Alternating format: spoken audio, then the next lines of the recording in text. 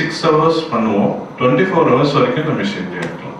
24 hours இதில் பர்ஃபியூஸ் பண்ணோம், 24 ஹவர்ஸ்க்குள்ளே திருப்பி பாடியில் எடுத்தோம். இப்போ யூகேலலாம் என்ன பண்ணுறாங்கன்னா, ஆர்கன் அவைலபிலிட்டி வந்துடுது, பேஷண்ட் அன்ஸ்டேபிளாக இருக்காங்க, ஆர்கனை வேஸ்ட் பண்ண முடியாது. ஆனால் உங்களுக்கு ரெசிபியன்ட் யாருன்னே தெரியல. இவங்க ஒரு டீம் போய் அந்த ஆர்கனை எடுத்து மெஷினில் போட்டு வச்சிருவாங்க, இவங்க எடுத்துகிட்டு வந்து அதுக்கப்புறம் தான் ரெசிபியன்ட்டே தேடி மறுநாள் காலையில் ஆப்ரேஷன் பண்ணுவாங்க. அதனால இந்த ஆர்கன் வேஸ்ட் ஆகாமல் இப்போ ரொம்ப ஆக்டிவாக, இதுதான் வேர்ல்டுலேயே organ transplant, liver transplant most happening thing machine perfusion தான்.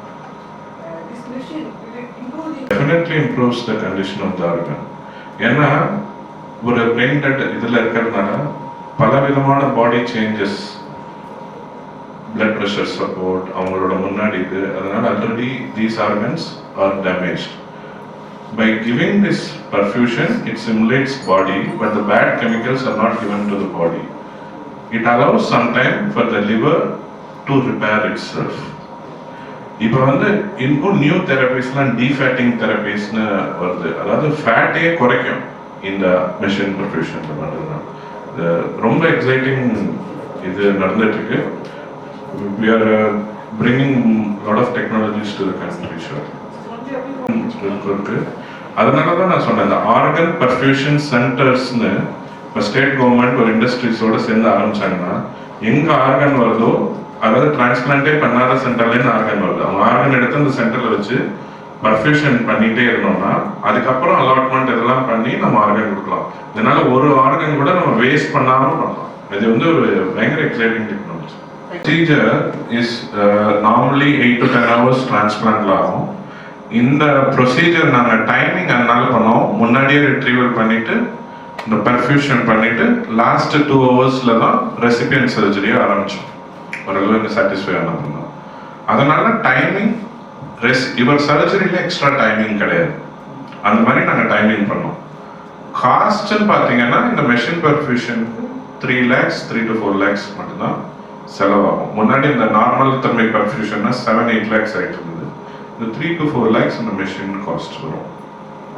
நியூ டெக்னாலஜி இந்தியாவில், but world wide it has been done and lot of அந்த லான்செட் இந்த மாதிரி இன்டர்நேஷனல் ஜேர்னல்ஸ்லாம் ஆல்ரெடி பல பேர் பப்ளிஷ் பண்ணிட்டாங்க இதோட ரிசல்ட்ஸை. This is wonderful, this can save lot of livers, you can use it. It's just the availability of technology in the country, it's the problem.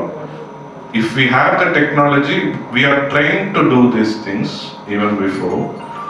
If the technology is there and the cost is attractive to the patient, we can use it. The main problem is cost. UK enna pandranga, the government has invested millions of dollars on fund for this research and they don't charge anything from the patients. Our government should do that. At informal conversation with other centers, we used to have a liver forum where we talk. Everybody agreed throughout the country that they all lost more than 50% of the patients. And another thing was nobody was coming forward for transplant because especially in the first COVID wave and second COVID breakdown was a very small wave, but first wave we lost a lot of patients. And even a lot of organs were discarded. I think it came in the paper also a few months back, I think towards January or February, that நிறைய patient வந்து organ இருந்தா கூட nobody was coming forward, so we had to discard a couple of organs.